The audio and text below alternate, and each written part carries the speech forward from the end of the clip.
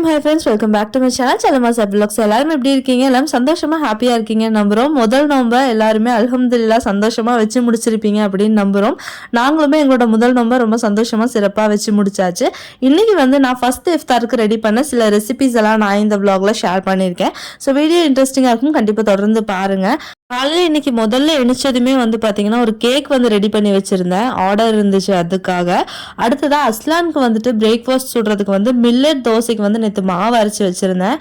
இதில் பார்த்தீங்கன்னா 4 type of millets add பண்ணியிருக்கேன். வரகு, சாமை, அப்புறம் கொஞ்சம் திணை, அடுத்ததாக வெள்ளை சோளம் ஆட் பண்ணி மாவு அரைச்சி எடுத்திருந்தேன். சரி, அதில் அவனுக்கு தோசை சுட்டு கொடுத்துடலாம் அப்படின்னு சொல்லிட்டு ரெடி பண்ணி தான் மாவு நல்லாவே புளிச்சிருந்தது. அது நேற்று சஹருக்கு பார்த்தீங்கன்னா முட்டை குழம்பு தான் வச்சிருந்தேன். ஸ்பெஷலாக நான்வெஜ் எதுவும் எடுக்கலை, கொஞ்சம் லேட்டாக தான் தெரிஞ்சிச்சு சஹர் அடுத்த நாள் அப்படின்னு சொல்லிட்டு. கேக் சூப்பராக பேக் ஆகி வந்துருச்சு, எடுத்து உரமா வச்சுட்டேன். இன்னைக்கு ரொம்ப சிம்பிளான ரெசிபிஸ், சூப்பர் டேஸ்டியான ரெசிபிஸ் எல்லாம் தான் செய்ய போகிறோம். அண்ட் இஃப்தாருக்கு பார்த்தீங்கன்னா ஸ்பெஷலான ட்ரிங்க் ரெடி பண்ண போகிறோம். கேரட் வச்சு தான் அது ரெடி பண்ண போகிறோம். அடுத்ததாக ஸ்நாக் பொட்டேட்டோ வச்சு ரெடி பண்ண போகிறோம். ஸோ கேரட் பொட்டேட்டோ ரெண்டையுமே பார்த்தீங்கன்னா ஒட்டுக்கா ஒரே குக்கரில் நான் வேக வைக்கிறதுக்காக போட்டுட்டேன். உப்பெல்லாம் எதுவும் ஆட் பண்ணாமல் தான் வேக வைக்கணும்.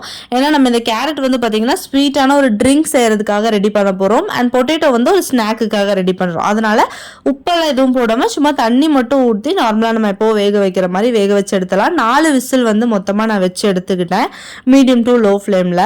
சைட் பை சைடாக பார்த்தீங்கன்னா இந்த கேக்குமே நான் ரெடி பண்ணி எடுத்துகிட்டு இருந்தேன். ஏன்னா ஈவினிங் இது டெலிவர் பண்ணும் அப்படிங்கிறனால. ஸோ இந்த சைடு ஃபர்ஸ்ட் நோம்பு கஞ்சி வச்சிடலாம் அப்படின்னு சொல்லிட்டு நோம்பு கஞ்சிக்கு தான் எண்ணெய் ஊற்றி குக்கர் சூடு பண்ணிட்டு இருந்தேன். நோம்பு கஞ்சி ஆல்ரெடி நான் ரெசிபி நம்ம சேனலில் ஷேர் பண்ணியிருக்கேன். அந்த வீடியோ உங்களுக்கு கீழே டிஸ்கிரிப்ஷனில் கொடுக்குறேன். அதனால நான் அகைன் நான் ஷேர் பண்ணல, ஏன்னா திருப்பி ஒரே ரெசிபி ஷேர் பண்ணுற மாதிரி இருக்கும் அப்படின்னு சொல்லிட்டு. நோம்பு கஞ்சி ரெசிபி வேணும்னா கண்டிப்பாக டிஸ்கிரிப்ஷனில் இருக்கிற லிங்க் கிளிக் பண்ணி அந்த ரெசிபி பார்த்துக்கோங்க. முந்தின நாளே என்னென்ன ரெசிபி பண்ண போகிறேன் அப்படிங்கிறத ஒரு ஐடியா இருந்தனால நான் கரெக்டாக பிளான் பண்ணிட்டேன். இந்த டைமில் இது பண்ணணும், இந்த டைமில் இது பண்ணணும் அப்படிங்கிற மாதிரி கரெக்டான ஒரு பிளான் இருந்தனால நான் டக்குன்னு அடுத்தடுத்து வேலை ஸ்டார்ட் பண்ணிட்டேன். நோம்பு கஞ்சி வச்சதுமே சைடில் எக் பாயில் பண்ணுறதுக்காக போட்டிருக்கேன். அது ஸ்நாக்குக்காக. நம்மளோட கேரட் அண்ட் பொட்டேட்டோ நல்லா வெந்து வந்துருச்சு. இதுதான் கரெக்டான பதம். 4 விசில் வச்ச மீடியம் டு லோ ஃப்ளேமில் கரெக்டாக வெந்துருச்சு.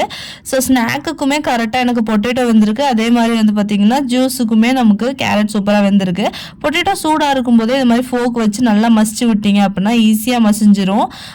ஸ்நாக் செய்யறதுக்கு ஸ்டார்ட் பண்ணலாம். இங்கே பார்த்தீங்கன்னா கொஞ்சம் ஆயில் சூடு பண்ணிவிட்டு பச்சை மிளகா அந்த உள்ளே இருக்கிற விதையெல்லாம் எடுத்திருக்கேன்.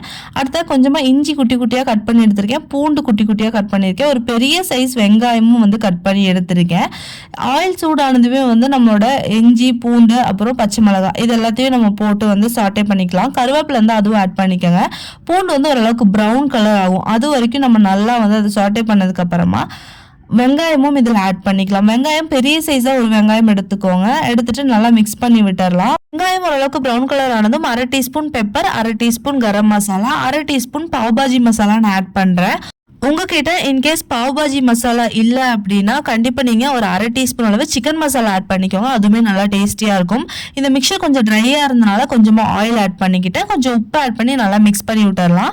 அடுத்ததான் நம்ம பாயில் பண்ணி வச்சிருக்கிற பொட்டேட்டோ இருக்கு இல்லையா, அதை ஆட் பண்ணிட்டு நல்லா ஸ்மாஷ் பண்ணி விடுங்க. பொட்டேட்டோவில் அந்த கட்டி மாதிரி எதுவும் இல்லாத மாதிரி நல்லா அமுத்தி விட்டு நல்லா பிசைஞ்சு விட்டுருங்க. அப்போ தான் இந்த ஸ்நாக் டேஸ்டியாக இருக்கும். இதுக்கப்புறம் கொஞ்சம் நிறைய கொத்தமல்லி எல்லாம் ஆட் பண்ணிவிட்டு நல்லா மிக்ஸ் பண்ணி எடுத்து வச்சிடலாம். இது ஆறுறதுக்காக ஒரு சைடு வச்சுட்டேன். அதுக்கப்புறம் இன்றைக்கி சிக்கன் பிரியாணி தான் செய்கிறதுக்காக பிளான் பண்ணியிருக்கேன். அதுக்காக பெரிய வெங்காயமும் சின்ன வெங்காயம் நிறைய அறுத்துட்ருக்கேன். சின்ன வெங்காயம் நிறைய போட்டு வைக்கும்போது பிரியாணி சூப்பர் டேஸ்டியாக இருக்கும். நம்ம ஊர் ஸ்டைலில் சீரக சம்பா சிக்கன் பிரியாணி தான் இன்றைக்கி வைக்க போகிறேன்.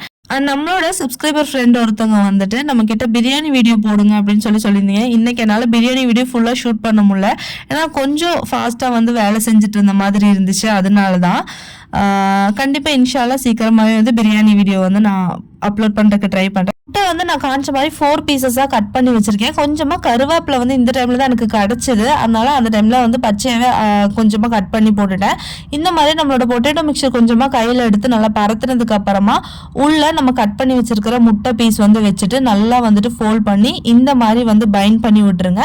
இதை நான் கொஞ்சம் ஏர்லியாகவே ரெடி பண்ணி வச்சுட்டேன். ஸோ ஈவினிங் டைமில் நம்ம எடுத்து கொஞ்சம் பிரெட் க்ரம்ஸ் எல்லாம் போட்டு பொரிச்சு எடுத்தால் மட்டும் போதும். கொஞ்சம் முட்டை இருந்துச்சு, அதை எடுத்து தனியாக வச்சுட்டேன். இது பண்ணும்போது கொஞ்சம் டயர்டாச்சு, ரொம்பலாம் டயர்டே ஆகல. இல்லாட்டி ஃபர்ஸ்ட் நோம்பு ரொம்பவே டயர்டாக இருக்கும். பட் ரொம்ப ஹாப்பியாக அவ்வளோவா டயர்டே ஆகல. நான் ஈஸியாக என்னோட ஒர்க் எல்லாம் பண்ணிட்டு இருந்தேன். கொஞ்சம் நேரம் டைம் எடுத்து தொழுதுட்டு ஓதிட்டு வந்துட்டேன். அதுக்கப்புறம் கொஞ்சம் நேரம் ரெஸ்ட்டும் எடுத்துட்டு வந்துட்டேன். ஏன்னா பிரியாணி செய்ய போகும்போது இனிமே கொஞ்சம் டயர்ட் ஆகும். ஏன்னா நம்ம போட்டு கையில் போட்டு கிண்டிகிட்டே இருக்கணும்ல, அதனால. ஸோ கொஞ்சம் ரெஸ்ட் எடுத்ததுக்கப்புறம் தான் திருப்பி வேலையை வந்து ஸ்டார்ட் பண்ணேன். பிரியாணிக்கு வெங்காயம் போட்டுட்டேன். அதை பார்த்துட்டே இருந்தோம்னா அது வணங்குறதுக்கு டைம் ஆகும். ஸோ அதுக்குள்ளே நம்ம சிக்கன் 65க்கு பரட்டிடலாம் அப்படின்னு சொல்லிட்டு சிக்கன் 65க்கு மசாலா ஆட் பண்ணி பரட்டி எடுத்து வச்சுட்டு இருக்கேன். இது பரட்டி ரெடி பண்றதுக்குள்ள இந்த சைடு வந்து பாத்தீங்கன்னா வெங்காயம் நல்லாவே வணங்கியிருக்கும். அடுத்தடுத்து நம்ம ஸ்டார்ட் பண்ணிடலாம். ரொம்ப நாள் ஆயிடுச்சு சீரக சம்பால வந்து பிரியாணி வச்சு. இங்க எனக்கு வந்து அவ்வளோ சீக்கிரம் சீரக சம்பா கிடைக்காது, நான் நிறைய விளாக்ஸ்ல சொல்லியிருக்கேன். ஸோ இந்த தடவை கிடைச்சதுமே டக்குன்னு வந்து வச்சிடலாம் அப்படின்னு சொல்லிட்டு ரெடி பண்ணிட்டு இருக்கேன். அண்ட் இது இன்னைக்கு வந்து ஒரு கெஸ்ட்டும் இருக்காங்க நம்ம கூட, அதனால அவங்களுக்காகவும் ஸ்பெஷலாக நான் வந்து செஞ்சுட்டு இருக்கேன். உங்களுக்கு என்ன பண்ணலாம் அப்படிங்கறத யோசிச்சதுமே மைண்டுக்கு ஃபர்ஸ்ட் இந்த சீரக சம்பா சிக்கன் பிரியாணி தான் வந்துச்சு. அவங்களுக்கு ஒரு ஆத்தென்டிக் ஸ்டைல் சிக்கன் பிரியாணி செஞ்சு கொடுக்கலாம் அப்படிங்கிற மாதிரி ஒரு தாட் தான் எனக்கு வந்துச்சு. இல்லை அப்படின்னா ஒன்றும் ஹைதராபாதி ஸ்டைல் இல்லைன்னா தம் ஸ்டைல் தான் நான் டக்குன்னு எடுப்பேன். எப்பவுமே பிரியாணி வைக்கும்போது கொஞ்சம் பயமா இருக்கும். அக்கா எப்பவுமே கால்ல இருந்துட்டே தான் இருப்பா. நம்ம வேக வச்சு எடுத்தோம் இல்லையா, அந்த கேரட்டை வந்து ஒரு மிக்ஸி ஜார்ல ஆட் பண்ணிக்கலாம். கேரட் எந்த மாதிரி வெந்திருக்குன்னு பாருங்க. இந்த மாதிரி ஈஸியா உடையிற மாதிரி இருக்கும். இப்படி வெந்தாதான் சூப்பரா இருக்கும் இந்த ட்ரிங்க். அதை வந்து ஒரு மிக்ஸி ஜார்ல ஆட் பண்ணிட்டேன். ஆட் பண்ணதுக்கு அப்புறமா தேவையான அளவுக்கு ப்ரௌன் சுகர் வேணும்னா ப்ரௌன் சுகர் ஆட் பண்ணிக்கோங்க. நான் இன்னைக்கு வந்துட்டு ஒயிட் சுகர் தான் வந்து ஆட் பண்றேன். அடுத்ததா கண்டென்ஸ்டு மில்க் ஆப்ஷனல் தான். நீங்க ஃபுல் அண்ட் ஃபுல் வந்துட்டு பாத்தீங்கன்னா ஒயிட் சுகர்லயே கூட செய்யலாம். கண்டென்ஸ்டு மில்க் இருந்தா நீ ரொம்ப க்ரீமியா இருக்கும், அவ்வளவுதான். கண்டென்ஸ் மில்க் ஒரு 2-3 டேபிள் ஸ்பூன் உங்களோட டேஸ்ட்டுக்கு தகுந்த மாதிரி ஆட் பண்ணிக்கோங்க. ஒரு அரை கப் அளவு நல்ல கட்டியான பால் ஊற்றி இதை நல்லா மிக்ஸ் பண்ணிட்டு வந்துடலாம். இந்த சைட் வந்து ஒரு கப் வச்சிருக்கேன். அந்த கப்பில் ஒரு 3 டேபிள் ஸ்பூன் அளவுக்கு நம்ம வீட்டிலேயே ரெடி பண்ணி எடுத்து கஸ்டர்ட் பவுடர் ஆட் பண்ணிக்கலாம். ஆட் பண்ணிட்டு அதில் கொஞ்சமாக பால், ஒரு அரை கப் அளவு பால் ஆட் பண்ணி இது கட்டி இல்லாமல் நல்லா மிக்ஸ் பண்ணணும். ஸ்பூனில் மிக்ஸ் பண்ணும்போது கொஞ்சம் கட்டி வந்துச்சு, அதனால விஸ்க் எடுத்துக்கிட்டேன். விஸ்க் வச்சு நல்லா கட்டி இல்லாமல் நல்லா மிக்ஸ் பண்ணி எடுத்துக்கோங்க. இந்த சைட் ஸ்டவ்வில் வந்து பார்த்தீங்கன்னா ஒரு 1 லிட்டர் அளவு பாலில் 1 கப் அளவு தண்ணி ஆட் பண்ணியிருக்கேன். ஒரு 200 ml தண்ணின்னு வச்சுக்கோங்க. அந்த அளவுக்கு ஆட் பண்ணிட்டு நல்லா வந்து இது கொதிக்கட்டும். இது ஓரளவுக்கு சூடானதுமே வந்து பார்த்தீங்கன்னா நம்ம ரெடி பண்ணி வச்சிருக்கிற கஸ்டர்ட் மிக்சர் வந்து இதுக்குள்ளே ஆட் பண்ணிடலாம். கஸ்டர்ட் மிக்சர் இதில் ஆட் பண்ணதுக்கப்புறமா ஃப்ளேம் வந்து ரொம்ப கம்மியாக வச்சுக்கோங்க, ஏன்னா அடியில் பிடிச்சிரும். அதனால தான் அதனால லோ ஃப்ளேமில் வச்சுட்டு நல்லா மிக்ஸ் பண்ணணும். இதுலேயும் ஒரு 2 டேபிள் ஸ்பூன் அளவுக்கு பவுடர் சுகர் ஆட் பண்ணிக்கிறேன். நீங்கள் நார்மல் சுகர் கூட ஆட் பண்ணலாம், ஒன்றும் பிரச்சனை கிடையாது. போட்டு நல்லா விஸ்க் வச்சு மிக்ஸ் பண்ணிகிட்டே இருங்க. லோ டு மீடியம் ஃப்ளேமில் 15 மினிட்ஸ் அது நல்லா குக் ஆகணும் அந்த கார்ன்ஃப்ளவர் மிக்சர். அதுக்கப்புறமா அதை நல்லா வந்துட்டு ஆற வச்சு எடுத்துக்கோங்க. நம்ம கேரட் போட்டு அடிச்சு எடுத்தோம் இல்லையா, அதுல நம்ம ஆற வச்சு எடுத்த கஸ்டர்ட் மிக்சர் ஆட் பண்ணிட்டு நல்லா வந்துட்டு ஒரு பல்ஸ் மோட்ல வச்சு நல்லா அடிச்சுட்டு வந்துருங்க. இப்போ வந்து பாருங்க நல்லா க்ரீமியா ரெடி ஆயிருச்சு. இதுல பேலன்ஸ் இருக்கிற கஸ்டர்ட் மிக்சர்லாம் நம்ம வந்து ஆட் பண்ணிக்கலாம். சுகர் வந்து உங்க டேஸ்ட்டுக்கு தகுந்த மாதிரி அட்ஜஸ்ட் பண்ணிக்கோங்க. ஒன்றும் கண்டென்ஸ்டு மில்க் இல்லைன்னா பவுடர் சுகர் வச்சு நீங்க வந்து அட்ஜஸ்ட் பண்ணிக்கலாம். நான் வந்து எதுவுமே செக் பண்ணல, ஏன்னா நோம்பு அப்படிங்கறனால எதுவுமே நம்மளால செக் பண்ண முடியாது. இந்த சைட் வந்து பாத்தீங்கன்னா குழந்தைக்காக கொஞ்சம் பாஸ்தாவும் ரெடி பண்ண போறேன். இந்த சைட் அகெயின் என்னடா திருப்பி கேக்கா அப்படின்னு சொன்னா, ஆமா திருப்பி ஒரு கேக் ஆர்டர் வந்துச்சுன்னு அதையும் வந்து இடையில அவசர அவசரமா செஞ்சுட்டு இருந்தேன். அதுல கொஞ்சம் டென்ஷன் அதிகமாகவே ஆயிட்டேன். அதனால அவ்வளோவா என்னால் ஃபுல்லாக ஷூட் பண்ண முடியல வீடியோ. இது வந்து ஜூஸுக்காக மாலாஸோட க்ரஷ் தான் வந்து எடுத்திருக்கேன். இது நமக்கு நார்மலாக கடைகளெல்லாம் இப்போ கிடைக்குது, ஈஸியாக அவைலபிளாக இருக்குது. ப்ளூபெரி க்ரஷ் வந்து ஒரு 1/4 கப் அளவுக்கு எடுத்திருக்கேன். ஒரு அரை கப் அளவு தண்ணி ஆட் பண்ணிவிட்டு இதுலேயும் கொஞ்சம் சுகர் வந்து ஆட் பண்ணிக்கலாம். ஒரு 3 டேபிள் ஸ்பூன் சுகர் தான் நான் மொத்தமாக இதில் ஆட் பண்ணேன். அதுக்கப்புறம் நமக்கு எவ்வளோ தண்ணி வேணுமோ அவ்வளோ தண்ணியும் ஊற்றிட்டு இதை எடுத்துக்கலாம். கலரும் பாருங்கள், டேஸ்ட்டும் வேறு லெவலில் இருந்துச்சுங்க. இது கண்டிப்பாக ட்ரை பண்ணி பாருங்கள். இந்த மாதிரி இதை வந்து ஒரு பெரிய லெமனோட ஜூஸும் வந்து நான் புளிஞ்சு எடுத்துக்கிட்டேன். ஏன்னா ஒரு 6-7 பேத்துக்கு ட்ரிங்க் வந்து ரெடி பண்றதுனால இதை நல்லா அரைச்சு எடுத்துட்டு வந்துட்டோம் அப்படின்னா இந்த மாதிரி நல்ல சூப்பரான கலர்ல வந்து சேஞ்ச் ஆயிருது.